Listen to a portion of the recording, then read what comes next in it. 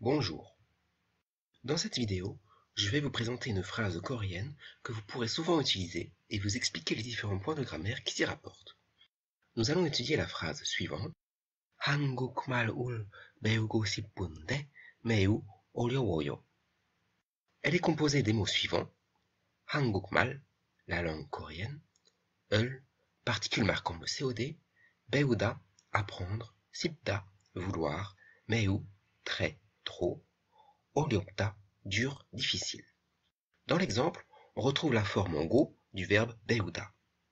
Cette forme est utilisée pour combiner deux phrases ou deux verbes dans notre cas. Pour obtenir cette forme, il suffit de remplacer da par go. 배우다 devient donc 배우고. Ensuite, on retrouve la forme en 근데 du verbe 싶다.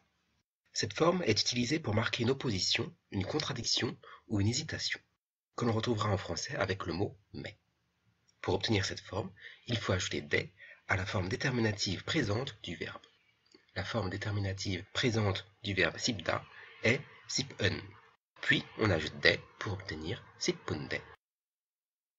Pour finir, on retrouve la forme conjuguée polie du verbe 어렵다.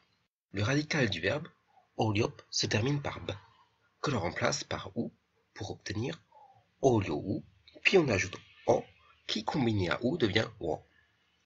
Le radical conjugué devient donc 어려워, et finalement, on rajoute yo pour obtenir la forme polie.